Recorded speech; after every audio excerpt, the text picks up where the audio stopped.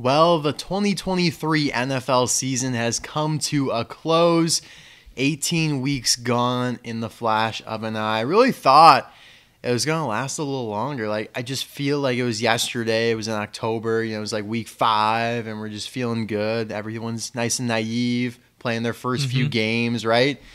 It was the first few weeks of our podcast. I know, now I'm over here tearing up in the studio. I know, man. It's ridiculous. And yeah, another pretty good season. I don't think it was as good as previous ones just because there were so many injuries to stars.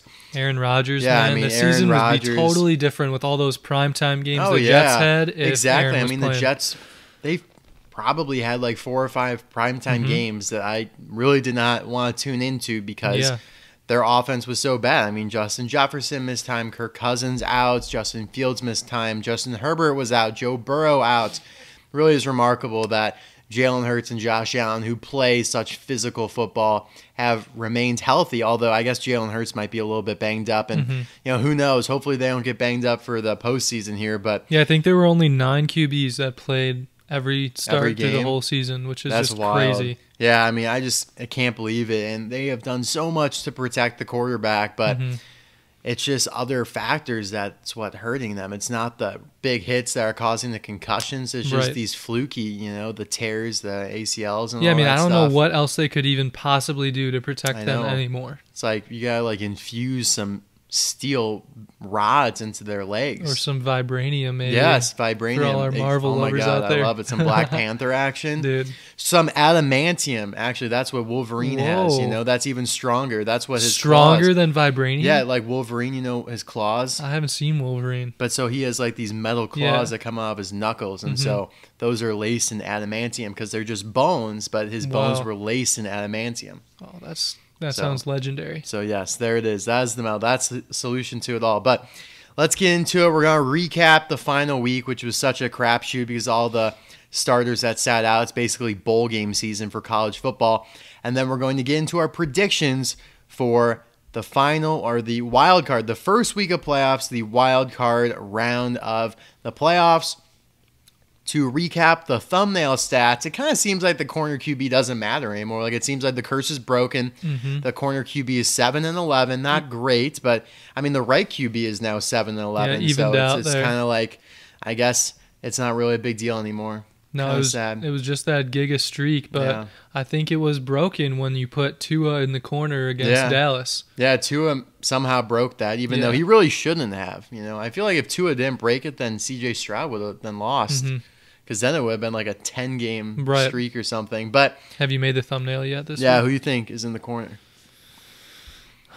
Thumbnail looks a little different this week because of the wild card. I couldn't just single out one matchup, so there's like a bunch of quarterbacks on the top, but there is still one corner. Yeah. Maybe Joe Flacco.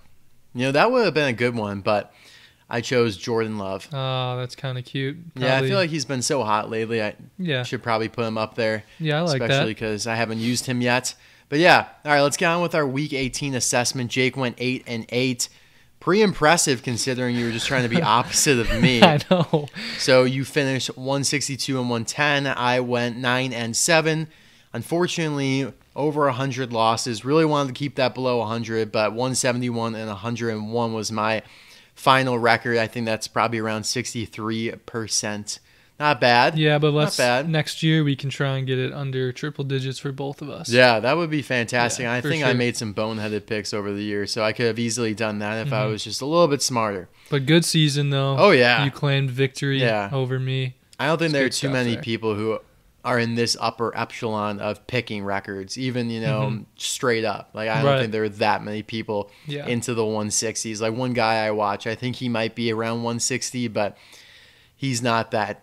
Yeah, like he's just, you know, not as elite as the Sideline Sorcerers. Of course not. I'm sorry. We infuse magic into our I mean, it's just not even fair. Like, I'm sorry, but we got magic on our side. Right. So, Pittsburgh at Baltimore.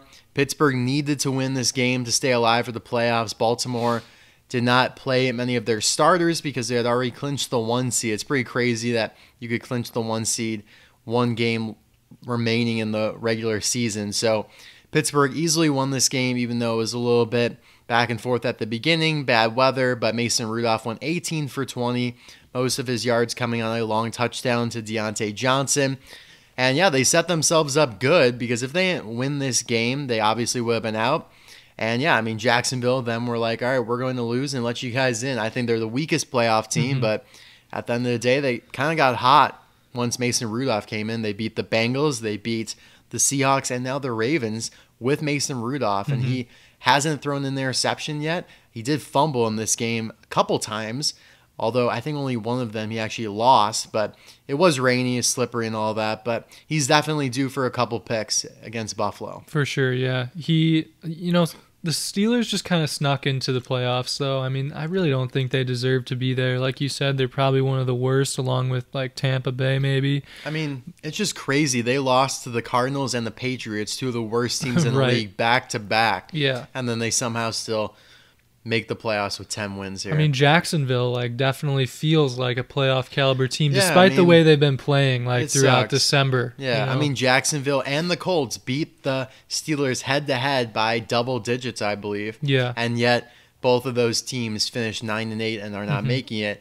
The Steelers, like I said at the beginning of the year, they had a great draw with the schedule. They had such an easy schedule, and they faced a lot of teams with backup quarterbacks. I think they got Matt Stafford got hurt in the game, so he was out, so they beat the Rams. So they got really lucky, and they could have even had 12 wins if they beat the Cardinals and the Patriots, who aren't very good. So just kind of crazy how their season went, but I do think they're going to be dispatched by Buffalo in the playoffs. Yeah, I agree. And good for Mike Tomlin, who I think this is like his 17th year or something like that as head coach of the Steelers. And I don't think he's ever had a single losing season with them. He's never had a losing season, Very although impressive. He's had an 8-8 season. I believe that was in 2020 or 2019 where he just scraped by. Gotcha. But, yeah, I mean, he was on the hot seat, and then he wins 3 games in a row. I know. So, I mean, I guess he'll be there. But I don't really think he's the one to take you to the promised land at this point because he's defensive-minded. I do have one more comment on this one, though. I got to give a quick shout-out to our fellow Domer, Jimmy. Yes, Dude, sir. Jimmy told me at least, to put the house on Steelers money line. Everything you got. Yeah. So, Jimmy, hopefully you're, enjoying like a vacation home that you just bought since you now have 2 houses. Could definitely upgrade the house. Yeah, for sure, dude. I mean, it was pretty good value. They were only 3-point favorites. Yeah. So but good pick there. Absolutely. Houston at Indianapolis, a game that we watched and enjoyed. It was a good back and forth. Although, unfortunately, the Colts' random-ass receiver that came in, who had played probably a couple snaps throughout the year, is the guy that they hinged their entire season on to catch the 4th down conversion. He drops it. Now, granted, Gardner Minshew could have thrown the ball better, but I think he should have caught it. Really disappointing to see the game end that way. I mean, especially after Kaimi Fairbairn misses the extra point, so all Indianapolis needed to do was get a touchdown, kick the extra point, take the lead, but we had seen C.J. Stroud in multiple instances where there's little time left go down the field and win the game, whether it was against Tampa or the Bengals. He won both of those games in similar fashions. So there's no saying that even if he did catch it, they kicked the extra point, go up 24-23, that they would have still won. But, man, that's a heartbreaking way to lose. It definitely is for the Colts, but personally, I can't say that I'm upset about it. I definitely wanted to see Houston in over the Colts. I'm definitely excited to watch C.J. Stroud play in the playoffs here as a rookie. I mean, that's pretty rare. I feel like I would say for these it's rookie one of the QBs. Only few times that a first-year head coach and a rookie quarterback made the playoffs. So super impressive. Too bad they won't have Tank Dell though. I think that's a major loss for them. Sure, yeah. And so we'll get into the playoff matchup, but really good for them. CJ went a little cold in the middle of the game, but then he had back up on the final drive. It was like 7 for 7 and had that crazy scrambling throw to Nico Collins. I mean, both of them were just elite in this game. So really good to see. And Jonathan Taylor, unfortunately, got a little banged up and kind of was slowed down toward the end of the game, even though he was rushing. Yeah, he was tearing up he was the going Houston nuts. defense. Yeah. Atlanta at New Orleans. I was actually watching. I was so upset. I'm like, Sunday morning, I'm going to get my workout in down here. I'm going to watch one of these games on at noon. And I look at the slate. I'm like, you got CBS and Fox, right? And so I knew that I was looking at the Fox games, look at the CBS games. I knew that on Fox it was going to be Detroit and Minnesota just because regionally that's the closest. Then Right. CBS, I'm like, none of these teams are really remotely close to Chicago. So I really hope it's Jacksonville and Tennessee. I mean, if anything, Tennessee's closest out of all these teams, and that's also the most meaningful game. So I was like, that better be the game on. Nope, it's Atlanta at New Orleans, which they broadcasted the same exact game a few weeks ago when they played. So I've watched these two teams duke it out way more than I want to. And the game was tied 17-17, and then New Orleans just blew them out. Absolute Derek Carr, tear, bro. he gets way too much hate, man. Yeah, I mean, he finished the season on an absolute tear. He went like 2 touchdowns, 3 touchdowns, 3 touchdowns, and then 4. I mean, he just went nuts the last few games of the season, and it's really unfortunate they aren't making the playoffs. It all came down to like week 3, I believe it was, when they played the Packers, and they were up 16-0 against the Packers, I think it was. Right. Something like that. And then the Packers come all the way back and kick a field goal or whatever and take the Last lead. second, yeah. And then, well, New Orleans then misses a last-second field goal to win. And so that's the difference in the season right there, because the Packers then got into the playoffs with the same record as the Saints, but the Packers had the head-to-head. They also had a better conference record. But if they made that field goal, they would have made the playoffs. Like, That's it's just nuts, crazy man. to think back all the way to week 3. And, man, I really think this team is heated up, and they're really good. I think they're better than Tampa right now. I think they're better than the Steelers and the Packers.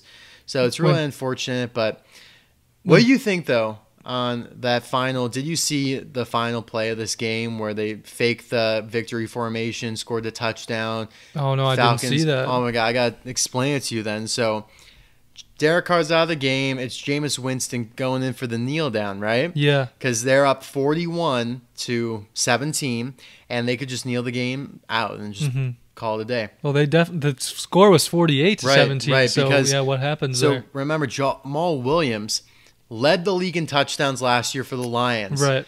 This year, he had not had a single touchdown on the Saints. And so he's like, hey, Jameis, can I get a touchdown? And Jameis is like, well, sure, man. And so he goes out there because Derek Carr's, he's done for the game. Right. Had a great game. You could take it off. And Jameis fakes the kneel down, hands the ball to Jamal Williams, and he runs in for a touchdown, okay? And so Where were they at on the field?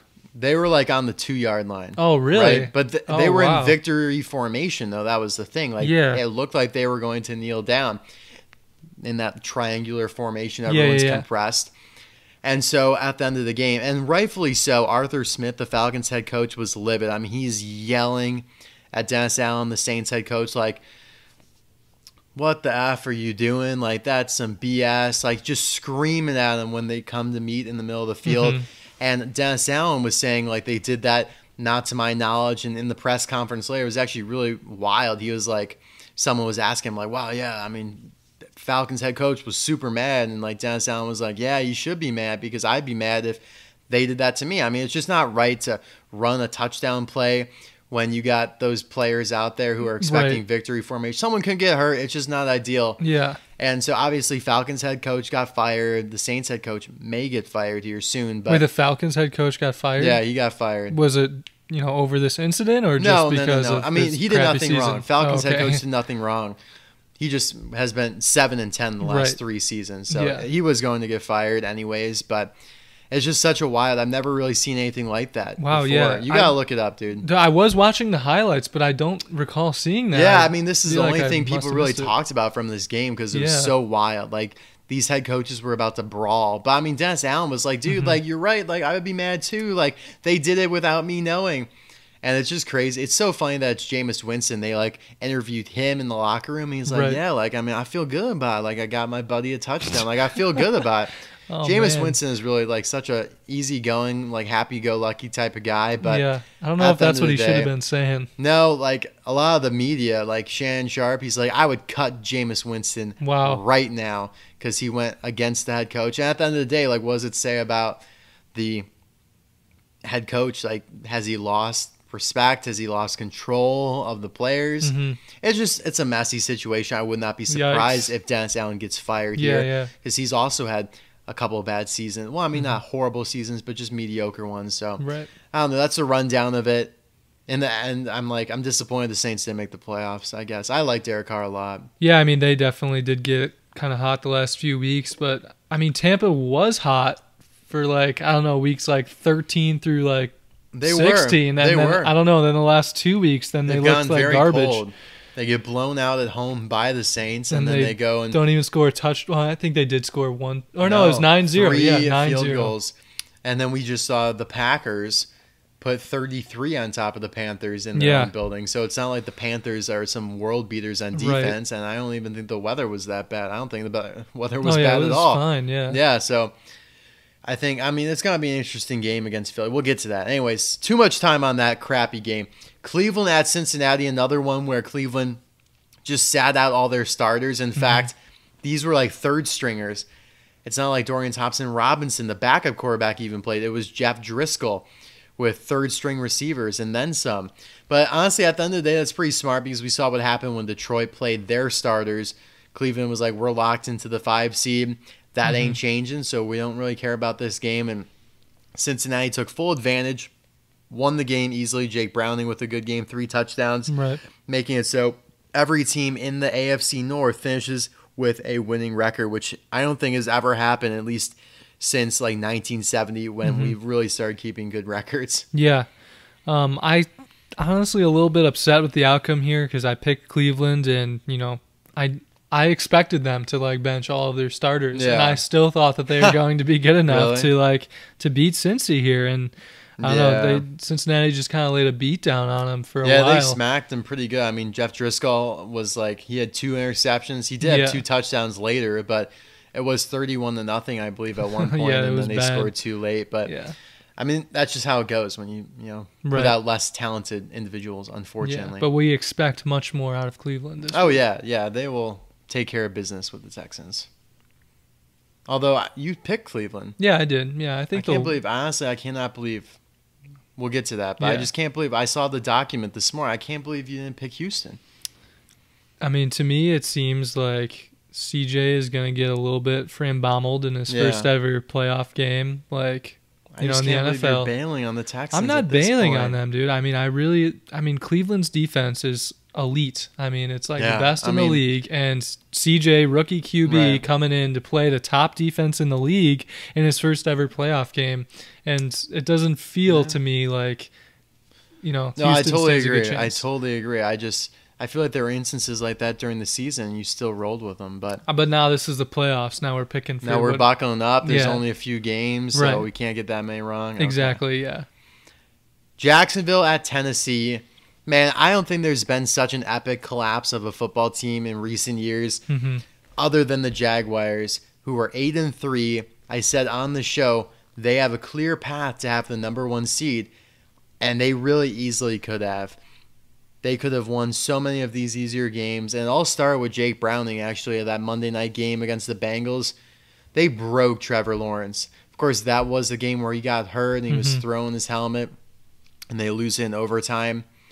Then they go on to lose a whole bunch of other games that they shouldn't be losing. Yeah, I mean, I don't know how that happens, man. And honestly, I think it calls into question about what you need to do about Trevor moving forward. I mean, there's a little bit of cause for concern there. Yeah, there is, but I think the major issue was that he was injured. Like some of his throws against Tennessee, they finally did put on this game once the Atlanta and New Orleans one ended, so I saw the end of it. I mean, it's like he's throwing like in the backyard, like to his kid or some shit. Like, I mean, some of these balls are just like floaters. I mean, I don't know what he was thinking, but I really do believe like they were so bad.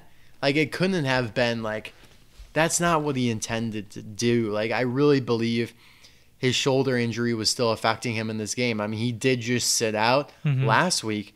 Came back in this game, and we've seen him play injured now the last few weeks, and he's been a turnover machine. Fumbles, and against Cleveland, 3 picks, 2 picks here.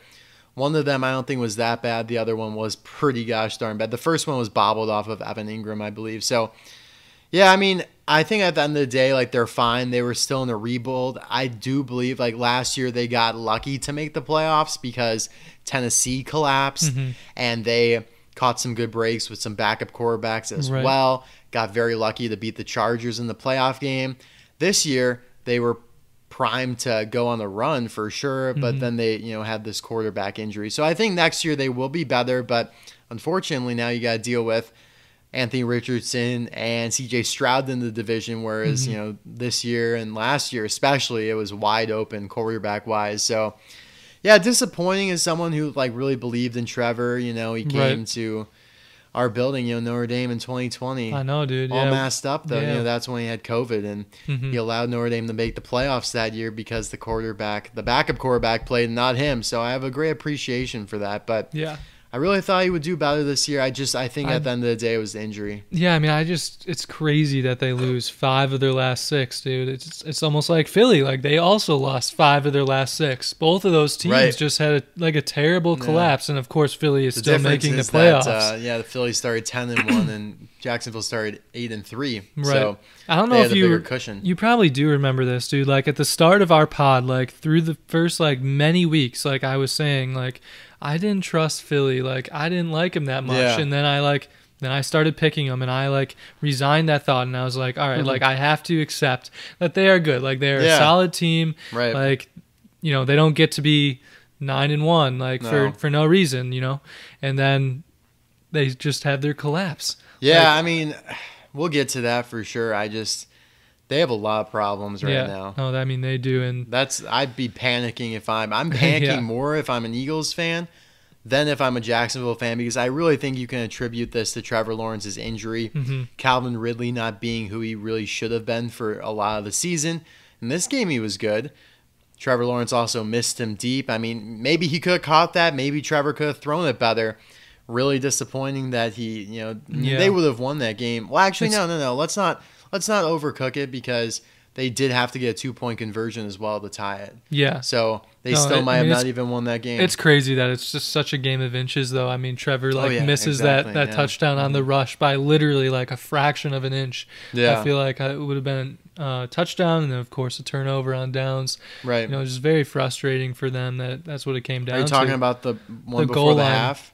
The goal line rush. Oh, yeah. They had a couple of those. I think right before the half they were about to score, and then they didn't, and they ran out of time and didn't kick a field goal. Oh, I was talking about one in the second half. Right, no, you're right. Yeah, there was one time where they blew it. They turned it over on downs. It was around the 30-yard line of Tennessee, and then they did turn it over on downs like you're talking about. Yeah. So they had so many opportunities in this game. But, hey, at the end of the day, I mean, Ryan Tannehill, 2 touchdowns, leads them to a big win. Your boy's back, dude. Yeah. MVP. Derrick Henry, man, it felt like vintage Tennessee, because Derrick Henry went off. Tannehill played decent. Did have a pick, I understand. But it felt like 2020 Titans. And let me just say this while we're talking about Ryan Tannehill. So the leader in touchdown passes this year was Dak Prescott at 36. In 2020, it was Ryan Tannehill. Well, no.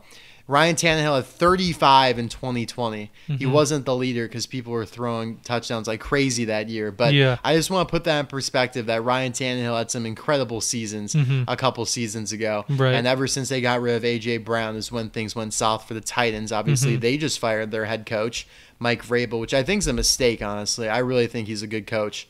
Yeah, he'll be a good pickup for somebody. I'm a little bit surprised and disappointed that they did that. I think it's a little reactionary and a little bit kind of a little panicking, desperate, because they were amazing when they had a definitive great receiver as A.J. Brown. Right. That, they have no pass catchers anymore. So Traylon Burks was supposed to be good, and he sucks. No, I mean, he's hurt.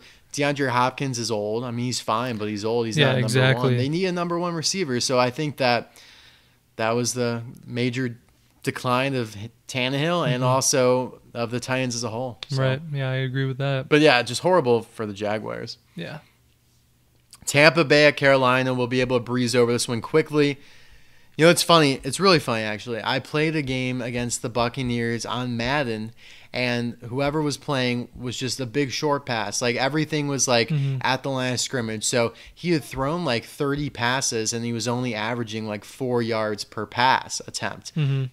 Same exact thing happens in this game. Baker Mayfield's 20 for 32 for 140 some yards, averaging less than 5 yards, 4 yards per pass attempt. I don't know think what he would Carolina, do better, man, when Yeah, he's it got was deep weird. threats like Mike Evans, I who, know. you know, scores monster touchdowns all the time. How is he not pushing the ball downfield? Yeah, I was so wrong how this game was going to go. I really thought that, well, I thought Tampa would put up some points, and I took Baker Mayfield over 22.5 passing yards and didn't even come close with that one. So, but hey, they clinched the playoffs. That's all they needed to do, I guess. Right. So. Jets at New England. I was wrong about this one as well. I really thought that Bill Belichick would want to hurt the Patriots' draft capital because he intends to leave and coach somewhere else next year, maybe Washington, maybe Chargers. And yet he couldn't put more than 3 points up on the board, couldn't stop Breece Hall in the run game. So really surprising here. There was a lot this week that I was not expecting in some of these more truer games. Like, I mean, we look at Cleveland and Cincinnati. That wasn't really a true game because Cleveland was resting so many people. But this one, I thought no one cares. Like, everyone's going to play.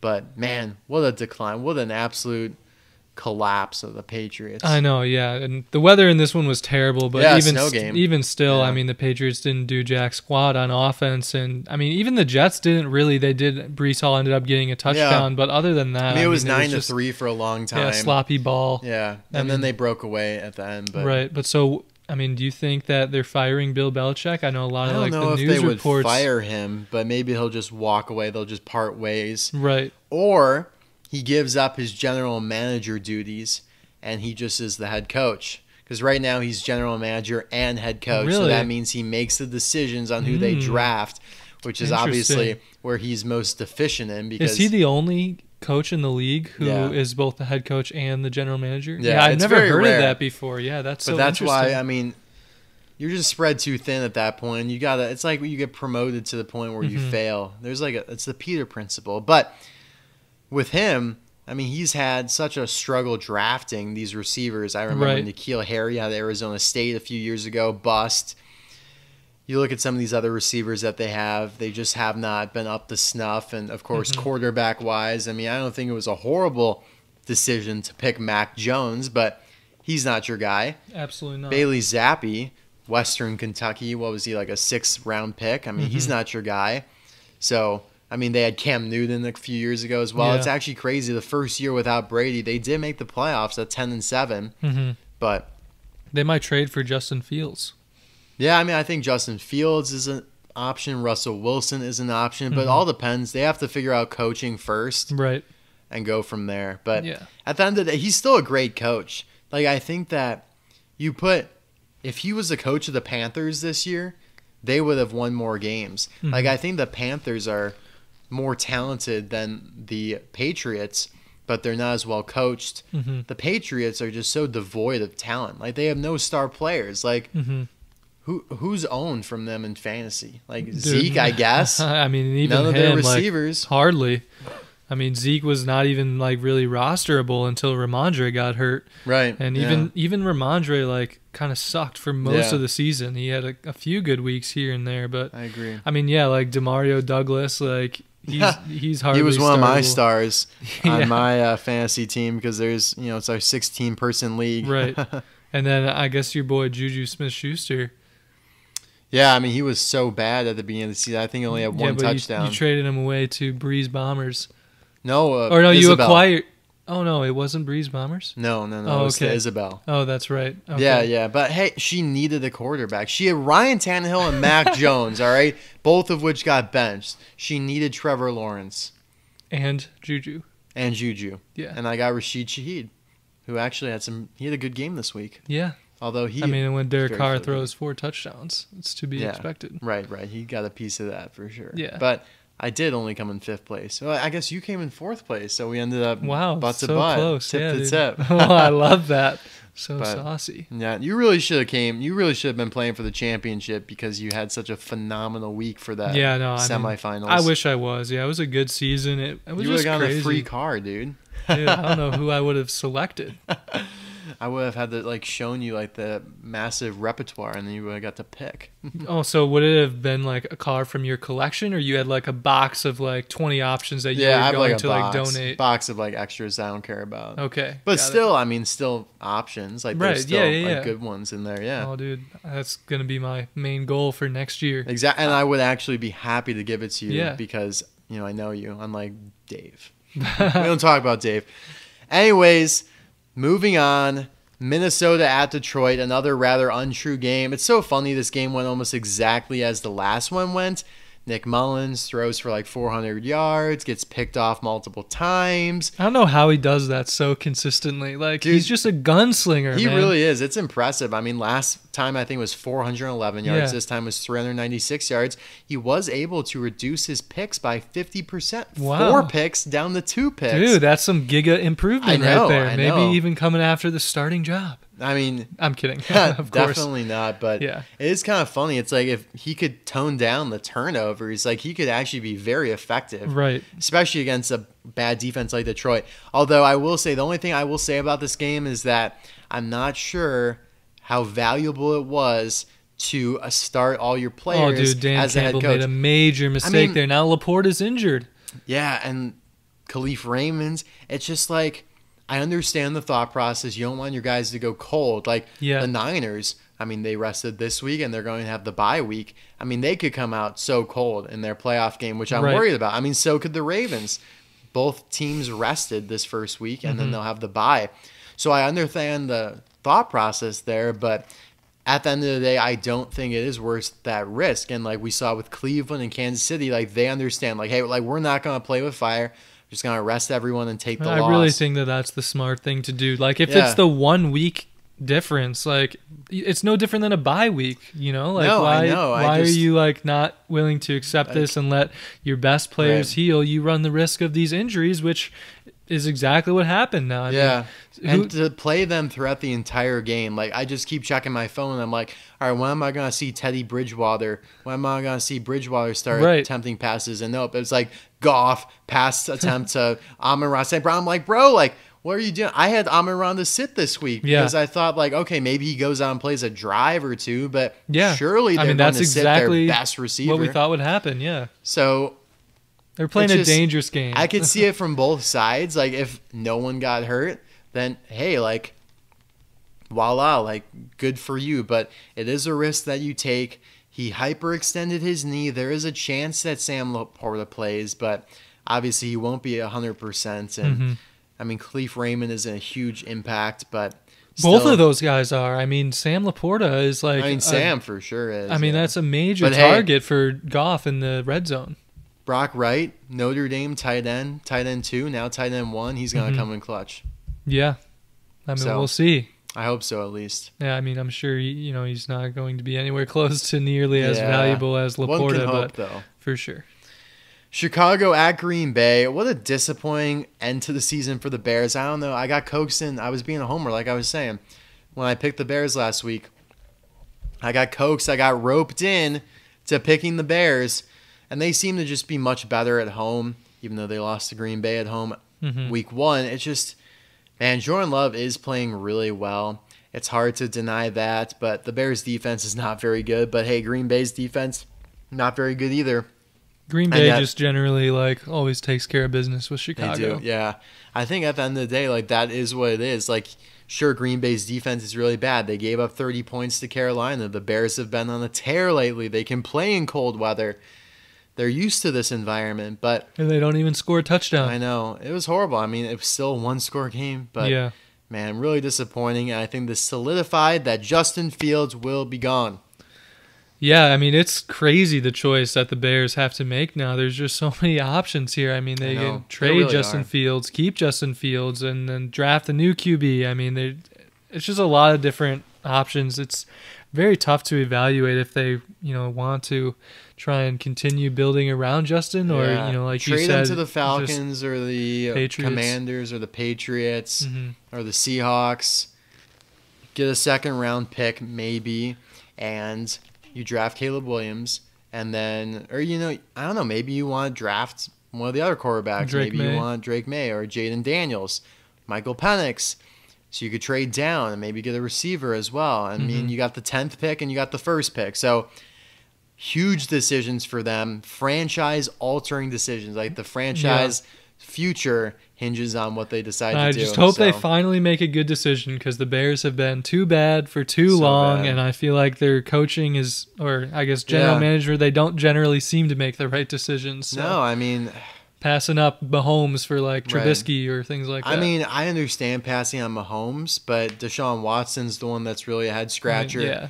And I think that if we had Deshaun Watson for that playoff run in 2019, or I think it may have been 2018 or whatever it was, they could have gone maybe to the Super Bowl. And we know what happened to Deshaun now, which I don't want any of that drama, but we might have had a Super Bowl by now, actually. Moving on, Dallas at Washington. Kind of competitive at the beginning. Dak threw a pick, but then they just overwhelmed them. Dak goes for 4 touchdowns, a ton of yards, and solidifies that number 2 spot, number 2 seed, which was really huge for them, I thought. Especially, you know, they beat Detroit last week. If that flipped, then, you know, Detroit could have gotten the number 2 seed, but we all know that they wanted Detroit to face the Rams. But yeah, I mean, not much to say here. Another collapse. Sam Howell was playing great at the beginning of the season and just fell apart. Is he starting quarterback for the Commanders next year?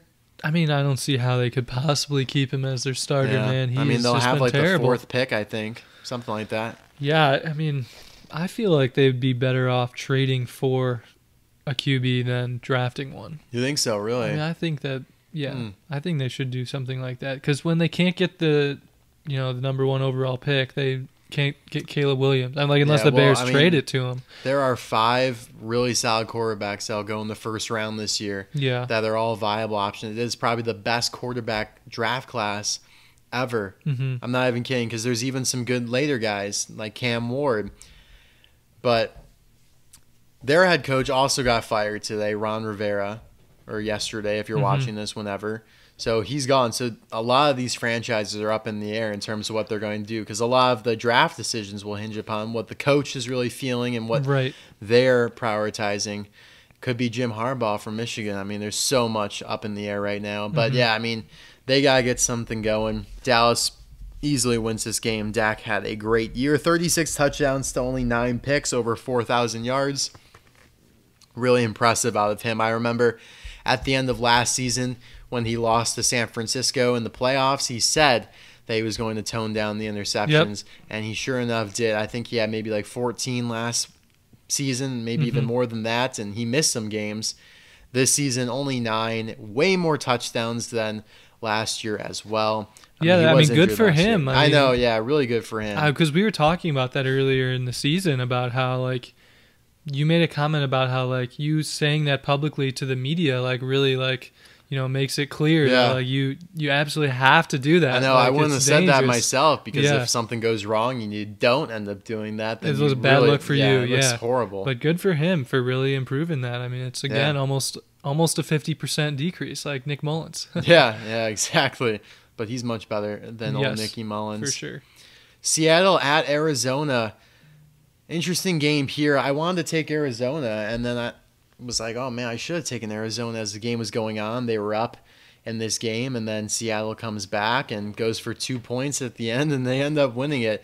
And Arizona actually missed 2 field goals, unlike Matt Prater to miss some field goals. I mean, they were longer ones, but, I mean, that's what he's good at. Like, he's a big leg kicker, veteran kicker who makes these usually, especially in Arizona. He should have made these. Maybe in Seattle you don't, but they missed 2 field goals. They lose this game.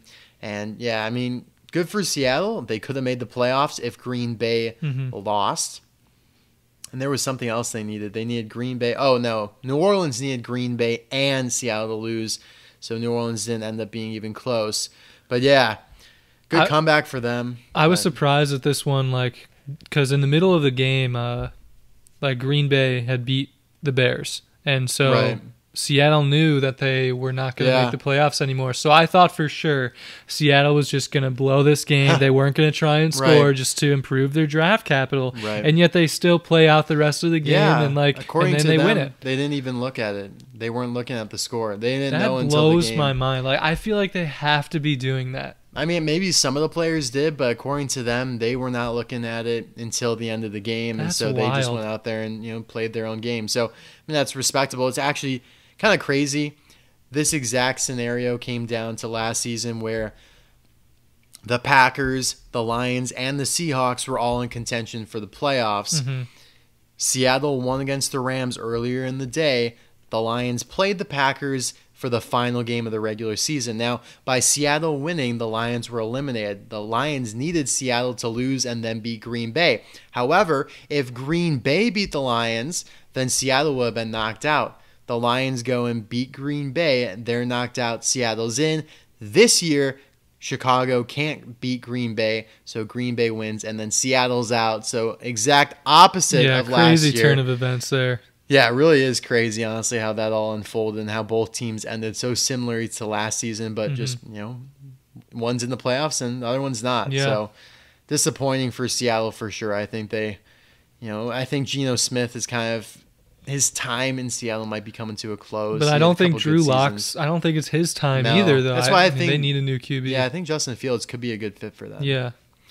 Rams at San Francisco. So you were right when we were talking about the playoffs and how they could be reseeded if they were to lose this game. It wasn't me, though. It was all that article, man. I was confused, and I believed you. Locked myself in the bathroom for 4 hours, and I figured it out. So the Rams were one game ahead of Green Bay and all these other teams, Seattle and New Orleans. They beat New Orleans head-to-head. They beat Seattle head-to-head. They had a better divisional record. They had a better conference record. However, if they won this game and Green Bay won their game, they would finish with the same divisional record and the same conference record. But I forgot about the head-to-head where the Rams lost to Green Bay because Matt Stafford was hurt. I think it was like 17-3. Brett Rippon started that game. Oh, yeah. And so, therefore, Green Bay would have had the tiebreaker over the Rams if they both finished 9-8. The Rams come back from 20-7 under Carson Wentz's leadership and win this game 21-20 and retain the 6th seed because of course they do. We all know the NFL wants Seattle, or they want the Rams to play Detroit, right? Because that was the trade a few years ago. It's definitely the perfect script to write. People, everyone, like I literally hear the broadcasters like, "Oh, you couldn't write a better script than that." Like, no shit. Like that's what they wanted. Yeah. Like we all know something's fishy. 100%, bro. I mean, hey, that is a compelling matchup. Yeah, for sure. I was a little surprised that San Fran was even playing some of their starters, though. I mean, Debo played like a good portion of this game, and Ayuk was playing. Of course, they sat Christian McCaffrey. Right. I don't think. Yeah, I don't think Kittle played at all, though, did he? No, he was a little bit more. I mean, I know Debo's as well, but Kittle's a little more fragile, I think. Oh, I think for sure, yeah. And they don't really have anyone else at tight end. Right. But yeah, they were smarter about it because they know, like, those guys could go cold if they are off for 2 weeks. We've seen this before with the Ravens, and we've seen it with some other teams who had the #1 seed, and they sit out 2 weeks. We saw it with the Titans a couple years ago, and they lost to the Bengals in the first round. Yeah. So it's smart to play them a little bit, but not for the full game like the Lions did. Right. So yeah, I think that actually contributed to the way this game went. They pull those starters, and then they give up the Rams lead. come back. Yeah. Denver at Vegas, another one I was very wrong on. Really thought, I mean, Jared Stem didn't play bad in this game, but they just couldn't really get anything going offensively, and Vegas just finished the season really well. Aiden O'Connell played solid. It's kind of interesting to see what they'll do with him. He actually played them into a good record, 8-9, and so they won't be able to draft a quarterback. To the playoffs. Like if the Chiefs had fallen off, the face of the earth a little bit earlier, they had a chance at the playoffs, and so did Denver. Vegas beat the Colts last week. They lost by 3 points. They would have finished 9-8, and then they would have been just one game out of the playoffs. They would have needed Pittsburgh to lose. And I think they still wouldn't have made it, though, because they lost to Pittsburgh head-to-head. But really interesting year for them. I don't understand why you paid the money for Jimmy Garoppolo. You bench him after, like, 4 games. Right. And then, I mean, Aiden O'Connell played all right. He's certainly not the answer, though. No, absolutely not. But I think Jacoby Myers is the answer. Yeah, he throws a lot of balls. Yeah, he had a sneaky one where he, like, went to throw a pass, like, right into the end zone, and then there was no one open. And so he, like... He was all the way towards like the right sideline, Yeah. sees no one's open, and he runs all the way back around to the left sideline and scampers in for a touchdown. He's so fast. Yeah, no, that was so sneaky. And he had the first touchdown in this game as well, dude. He had, I think, like 5 first touchdowns in a game, like throughout the entire like 18-week season. Yeah, if someone caught on to that, they can make dude, a lot of money. I know, right? Quite profitable on FTT. Jacoby's part. Yeah, I capitalized on one of them, but certainly not the other 4. Yeah, I think that was his first one. Or maybe his second. But yeah, just they're in a weird spot. They probably won't be able to get a quarterback. Maybe Bo Nix out of Oregon, but is he really that much better than what you have, at least right now? So it's going to be a weird thing for them. But yeah, it's funny with Jacoby Myers because we all remember last year when they played the Patriots and he did this lateral pass. I mean, he loves throwing the football, right? And so when he threw the football in this game, when he was a Patriot, he throws it, he laterals it backwards and basically gives the Raiders the winning touchdown before it could have gone to overtime. And now he is a Raider. Right. So, yeah, good for them. Interesting year for them. Feel bad for Jimmy G, though. Yeah, I mean, and I also feel bad for Devontae. I mean, he's just kind of been...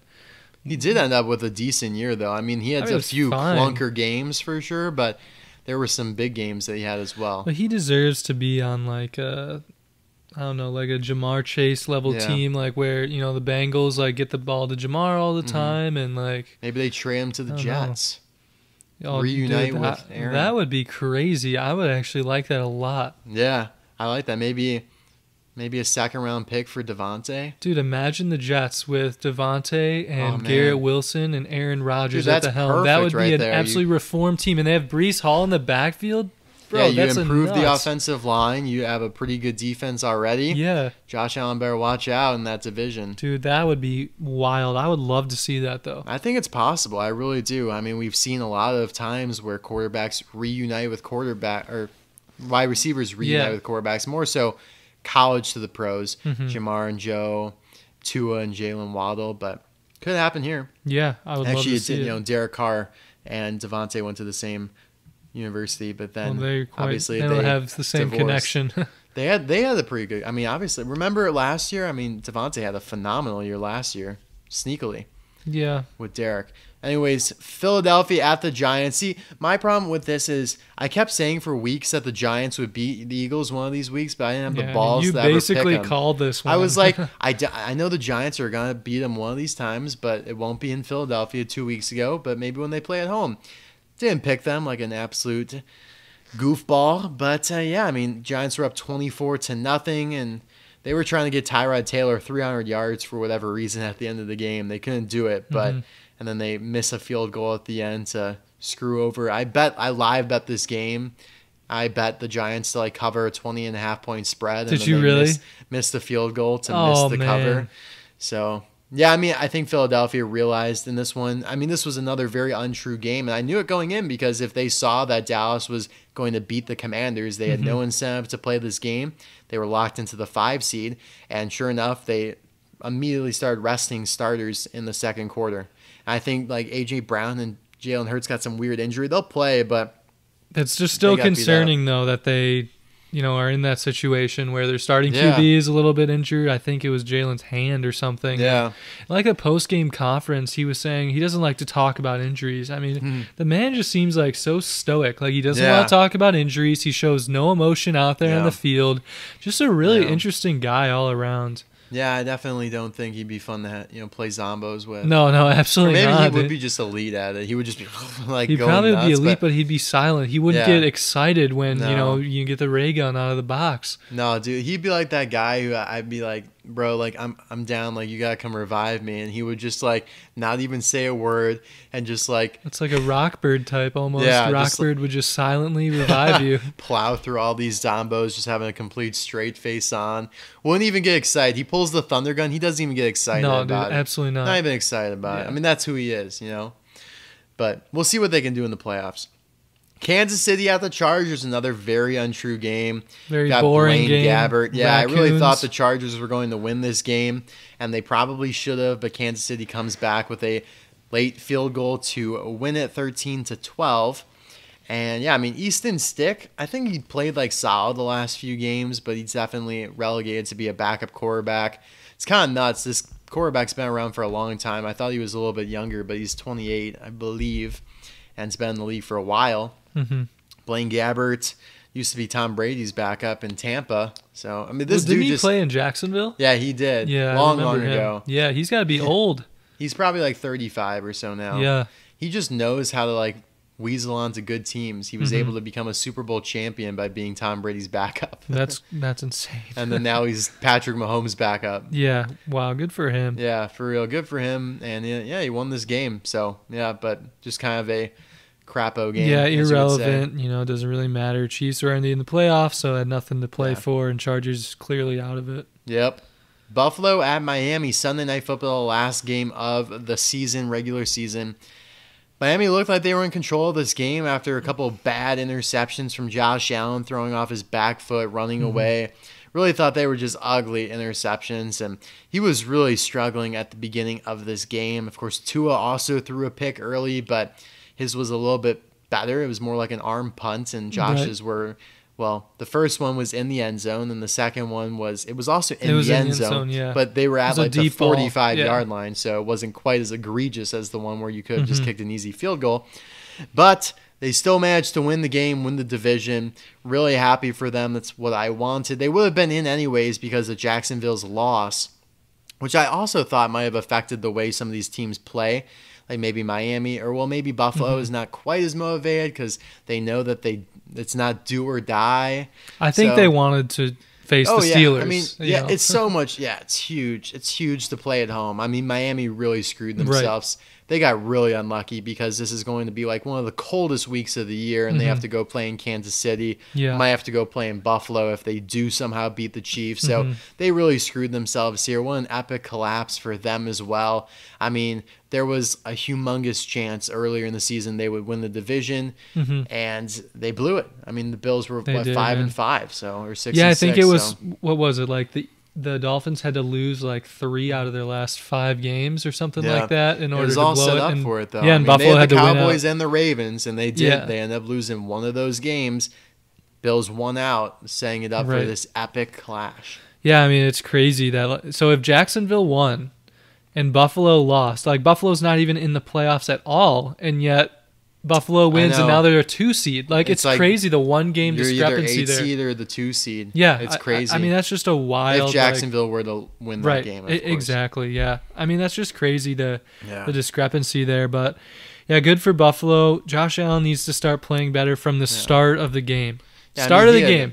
A ton of yards in this game. Yeah, it's like 380 or something, I think, right? 339, I think it was. I mean, he's just the full bag.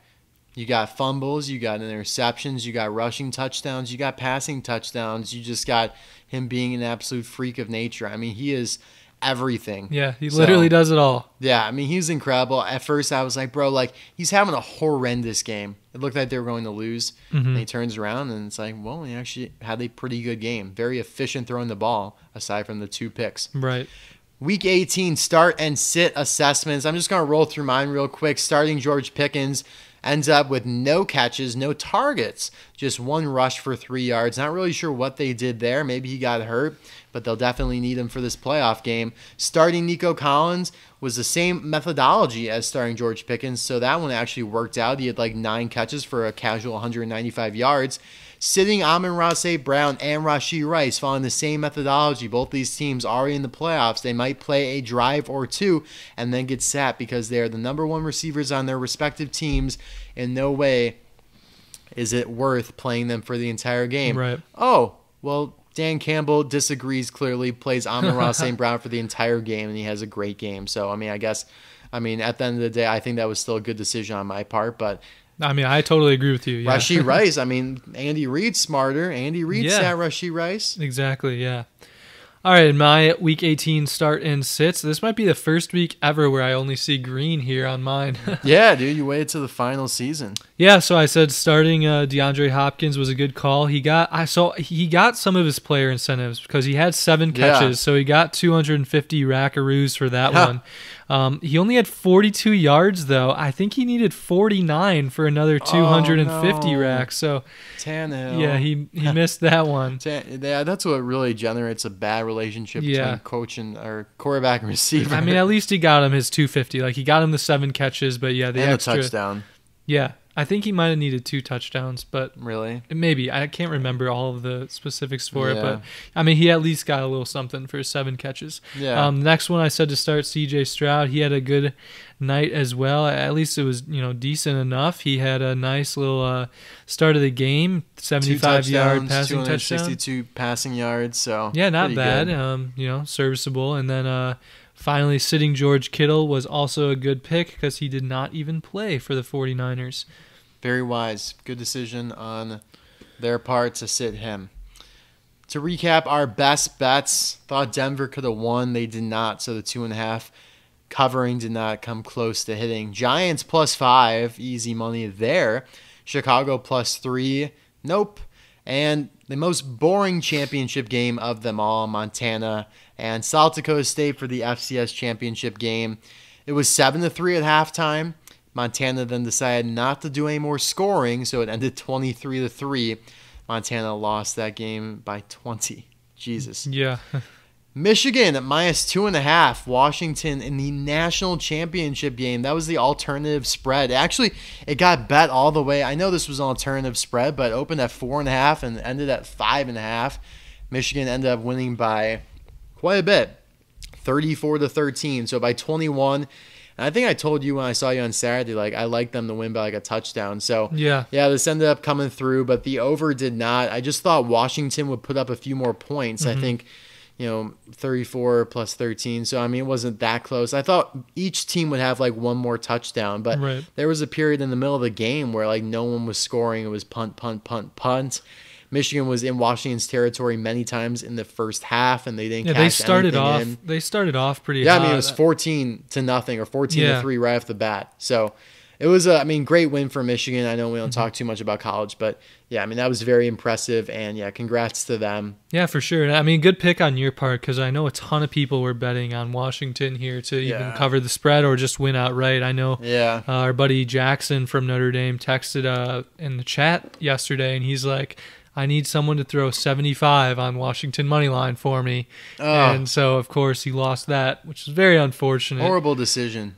He's just influenced out there being in Colorado or Utah because they're on the West Coast there. But those Pac-12 teams just are softer than the Big 12 teams, or the Big 10 teams. I mean, it's not even close to physicality. So and then for my best bets this week, so I said New England at the Jets under 30.5. That one hit. Just a crappy low-scoring game. Snow game. Yeah. I like it. Second one here, Seattle at Arizona over 47.5.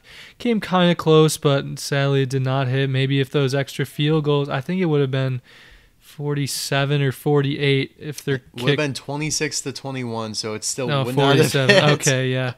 Well. And then sadly, our last best bet here, the Magic Conch said Buffalo Miami would go over 50, and it sadly ends at 35 here. That one was not even close at all. So a little bit concerning here. The Magic Conch. We got it today. I still have it today, but I'm starting to worry a little bit. Last week, my dad had suggested that the Magic Conch is actually broken and to bet the opposite, and he was right. Might be some truth to that. Yeah, I don't know. So we'll see what the Magic Conch has to say this week. It better be good. Otherwise, this is 3 strikes, you're out here. So this is the last chance. All right, let's get into the playoffs here. Wild card, the week 1 of the playoffs. There's a bunch of matchups Saturday, Sunday, and Monday. First off, Cleveland at Houston. Houston somehow winning the division by Jacksonville's epic collapse. Going to take Cleveland. They're well-rested. Offensive head coach, more experience. The coach has experience in the playoffs. Joe Flacco has been historically elite in the playoffs against his Super Bowl run. I don't even know if he threw an interception in that entire run. He was just immaculate. Yeah, January Joe is elite, bro. Right. So I don't expect him to do that again, but I do think they win this game. Yeah, no, I'm also taking Cleveland here, and like I mentioned a little bit earlier, Cleveland money line is my best bet for this week. I love them to come out and win this game against Houston. Yeah. It's just too much pressure, I think, on rookie CJ Stroud's shoulders for his first ever playoff appearance against a veteran QB and the top defense in the NFL. It just doesn't seem like Houston is going to get a win. Yeah, here. I mean, I could see it happening, though. We did see this matchup a few weeks ago. Of course, CJ did not play, and so Cleveland just blew them out. Right. But I do think that there's a good chance that CJ could pull it off. I mean, we've seen him in clutch moments. I mean, I'd like to see Tampa. it. Yeah, I would love that for him. I mean, he's a great guy, always so grateful. Yeah. You know, he's always so thankful for the opportunities he was given. And he's a good guy. Yeah, for sure. So I would love to see that for him. But at the end of the day, I think that Cleveland is going to emerge here. I agree. Miami at Kansas City, guys. I think this is the best bet on the board, taking Kansas City money line, taking Kansas City -3, -3.5. I think it's -4 right now. Hear me out here. Miami ending the season in a horrible way, getting blown out by Baltimore, blowing the win to Buffalo at home, blowing the division that you were in control of for the majority of the season. Now you have to go to Kansas City nighttime. It's going to be sub-zero temperatures. They're not used to that. They haven't played really in that in a long time since they were in Washington and New Jersey earlier in the season where it wasn't even that cold.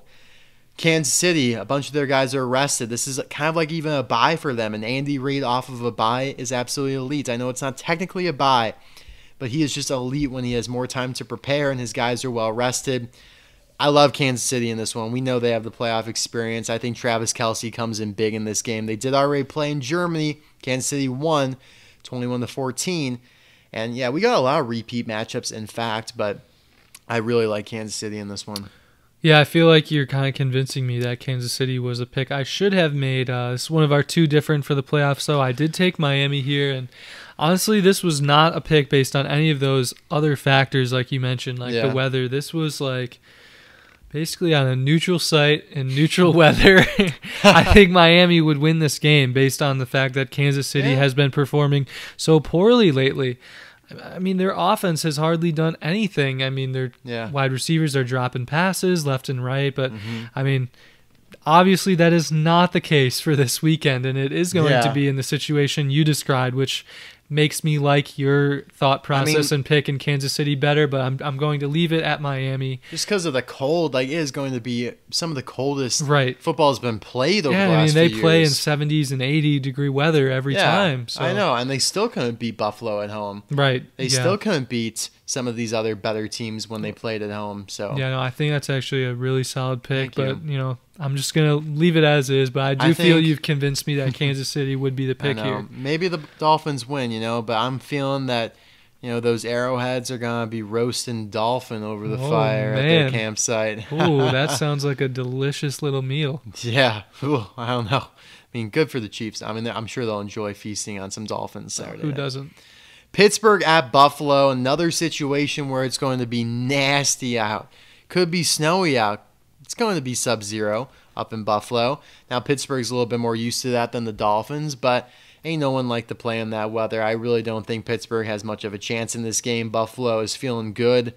A lot of momentum. Josh Allen's had a lot of mistakes, and so I think the law of averages kicks in and he plays a clean game here against a good defense that could be TJ Wattless.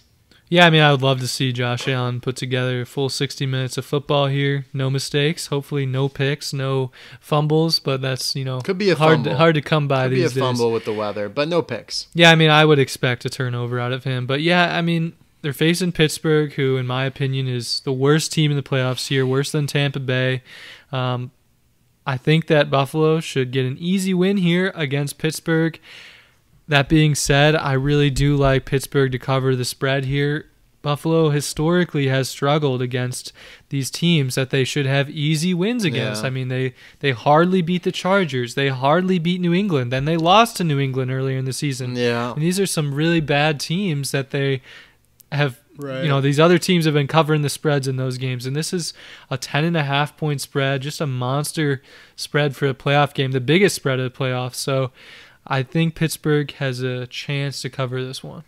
Yeah, I'm not super big on that, but it's possible. It's possible. All right. As long as maybe Rudolph channels some of his He's playing in the snow, dude. Yeah, exactly. He's going to be guiding the team. It's honestly the best reason. Night. That's the best reason that we got for Pittsburgh. Right.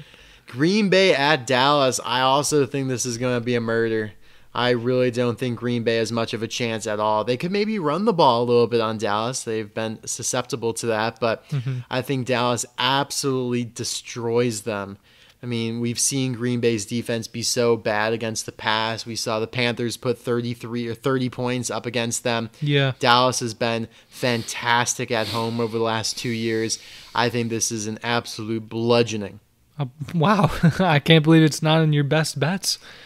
I mean, 7.5, it's like I could see maybe like a little backdoor cover. Like, Dallas is up like 34 to 23 or 20 or something like that. How come you didn't say that the Buffalo against Pittsburgh would be an absolute bludgeoning?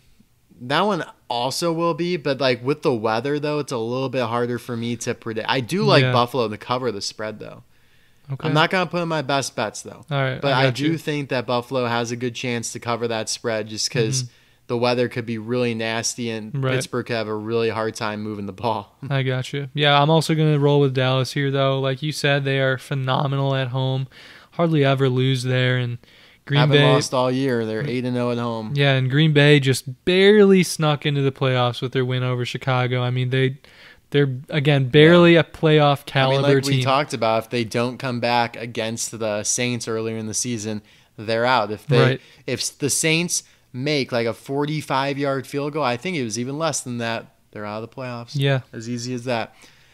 Rams at Detroit, maybe the most compelling matchup of the entire weekend. Stafford going back to where he started his season for 8 years, I believe it was. Goff getting to play against his former team that gave up on him and, went over to the more attractive girl at the lunch table. So super emotional game. Man, I hope Detroit wins. I really, really do. The Rams and Stafford already got their Super Bowl. Good for them. It's time for Detroit to win. That's the reason I picked them. I mean, sometimes, though, the world just isn't fair, and the Rams could very much so win this game. I think that it's a huge loss for them not to have Laporta. I think at the end of the day, Laporta is only worth like a point per game, maybe not even that much. But it's still a loss for sure, and Detroit's defense has been really bad on the back end. I mean, giving up. I don't know if there's a better stat line for one quarterback against the same team in the same season. Nick Mullins, he's got like 800 yards and 4 touchdowns, 6 picks against the Detroit in the 3-week span. Right. So Stafford could kind of have a day against Detroit, but they are good at turnovers at least. They can pick off some boneheaded throws, and we know Stafford is game for a couple of those throws. He hasn't done too many of them lately. He did have a couple against the Giants, though. And so I think Stafford turns the ball over here, and that's the difference in the game. Yeah, I think that's honestly a very logical thought process there. It seems to me that Detroit should be the better team here. They're due for one of their playoff wins. It's been 20, 30 years, something like that. In like Plus, 1990s. they're really good at home. Yeah, exactly. I mean, they deserve to get this win. And like you said, it's going to be an emotional matchup here with Stafford against Goff. And Stafford had his glory days when he won the Super Bowl. Now it's time for Goff to get his. Goff is such a good guy. Yeah, I think that the script writers are going to want Detroit to win this game. I agree. Philadelphia at Tampa Bay. I think that, man, this was a tough one for me to pick. I feel like the logical pick could be like, Tampa Bay's been a little bit better lately. Philadelphia's looked bad. Another repeat matchup. Tampa Bay could really expose Philadelphia's defense with Godwin and Evans, but I think that's what everyone wants you to think. Philadelphia is going to win this game. They're going to bounce back. They have the playoff experience. I think the way they see it is like, all right, we have been horrible the last few weeks. None of it matters now. We're into the playoffs. Everyone's 0-0. Right. Let's go ahead and win this game in Tampa Bay. Baker Mayfield did not look great against Carolina. Maybe if he looked better, their offense looked better, then I would have picked them. But Tampa Bay seems to be kind of limping into the playoffs. They just got blown out by New Orleans at home. They put 9 points on the board against the worst team in the league. I think Philadelphia will be able to win this game, but I don't think they make it past this the second round of the playoffs. I think this is it for them, and it reminds me of 2 years ago when Tampa Bay hosted also Philadelphia in the playoffs. That was Tom Brady's second last year there. They easily beat Jalen Hurts in his, I think that was his maybe second season, I think it was. Maybe it was his rookie season, but he didn't start the entire season. And then Tampa Bay went on to lose to the Rams in the playoffs. But yeah, Philadelphia wins. All right. That's our only other difference here this week. I'm taking Tampa. I like your pick, though, of Philly. I mean, it's certainly a fair one. Yeah. The injuries concern me. I mean, for sure. I agree. I would feel more confident putting my money in Kansas City over Miami than Philadelphia over Tampa. I mean, I would be worried about Jalen. Like, we saw Trevor Lawrence absolutely pitter-patter away, like, after he had his injury. Like, just kind of ruined their whole season. And I'm a little, I mean, I understand that Jalen Hurts is probably a tougher guy and that this, injury of his is probably much less severe than the one that T-Law suffered. But it concerns me a little bit that, he's got something that he's even dealing with in the first place, especially knowing the way they have been playing lately. I mean, they dropped 5 of their last 6 games. And yes, they're still in the playoffs here, but that's really concerning. I mean, Tampa has played better than that in their last 6 games. And, like you mentioned, they didn't play great against Carolina, but at least the game records show that they won. Yeah, at least they won. I mean, at least they didn't drop 5 of their last 6. So I'm just a little bit worried about Philly here. Tampa is surprisingly hosting this game. I know that they won their division, but it feels like Philly should be hosting this game. Yeah, I mean, they have 2 games on Tampa Bay, so I think it's kind of a flaw in the playoff system. Maybe the team, I mean, sure, yes, you win your division, you make the playoffs, but maybe the team with the better record should be the hosting team. Like maybe Cleveland should be hosting Houston. Yeah. 2 things I do want to say. We kind of know Baker has owned the wild card round before. He threw 3 touchdowns and blew out the Pittsburgh Steelers, who were ranked or seeded ahead of them several years ago in the playoffs.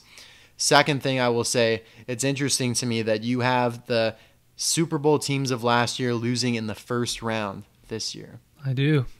I just don't see like both of them. Maybe one. I don't see both of them. And that'd be kind of that would be super wild. Sharp. That would be sharp. It's like, them Super Bowl teams, they ain't shit this year. Dude, that would be like me picking Vegas to beat Kansas City on Christmas. That was your best pick of the year by far. I'm guaranteeing you that was the biggest upset picked for both of us. It was your biggest by multiple points. I think mine was the Giants one, 6.5, but that was 11.5 points. Yeah. So, I'm excited about that pick, too. Yeah, we should really go through all of our picks for the year and see I think it'd be hard to go back and check what the spreads were for those games, no? It all is in CBS Sports. Oh, okay. Yeah. It would be an undertaking for sure. All right, so buys Baltimore and San Francisco. We'll get into that next week. They will play whoever is the lowest remaining seed of the winners. Best bets, I'm just going to run through these. We talked about Kansas City minus 3.5. I thought it would actually go down to 3 because everyone seemed to be betting on Miami, but it went up to 4. So I should have bet 3.5. I also am going to take the Rams plus 3.5 to hedge my emotions a bit because I really want Detroit to win, but I could definitely see the Rams winning this game. We know how offensively amazing they are right now. Plus, maybe they lose by 3 and then both of them hit. Yeah, no, good picks there.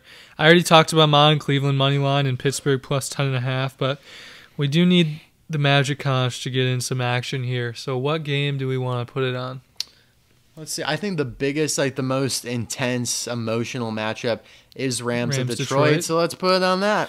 All right. Well, come on, Conch. Just don't let us down this time. I think the Conch would be smart to maybe pick the over in this game. You like the over? Well, let's see what the Conch has to say. So maybe if the Conch says the under, we'll know to bet the opposite. I don't know. It could be like the game against Buffalo and Miami where you think it should be high scoring and then it's not. The Conch did say the under. Oh, Conch. Oh, silly Conch. All right, well. Hey, it could hit, though. I mean, the over is high. I think it's 51. Oh, is it? Yeah, I mean, because it's indoors. Both of these teams have questionable defenses with really good offenses. Let's see here. It is 51.5. All right, Magic Conch thinks it's going to go under 51.5. Could be wise. 81% of the public bet on the over. Ooh. All right, Conch, don't let us get 3 strikes here. 78% of the people think that the Rams will win. 73% are betting on the plus 3. Really? Yeah, so no People love for love the Detroit. Rams. That is really I mean, surprising. it makes sense, though. It makes sense. Why? Makes sense. They're Just away. because Detroit's defense has been so questionable. Detroit's got a better record. They're at home. Maybe Sam Laporta is factoring into that as well. I mean, I think that's the reason for the half point. Why it went from 3.5 to 3, or maybe 4 to 3. I don't know. I'm definitely like, that's the game I'll make sure to tune into. I'll probably try and watch all these. I won't be watching that stupid Peacock exclusive, though. Miami, Kansas City. The Sunday night game is Rams Saturday. Detroit, right? Yeah. Okay. Saturday is Kansas City and Miami. I think they should have done the worst game as the Peacock exclusive, which I think should have been Philadelphia and Tampa. But that's Monday night. Yeah. A little Monday night playoff action. Wait, is Cleveland Houston in the afternoon? That's Saturday. Afternoon. All right, guys. Do you have anything else to say before we sign off? No, I don't think so. It's just been a great season. Really nice to, do this for 18 straight weeks, and excited to keep going through the playoffs and beyond that.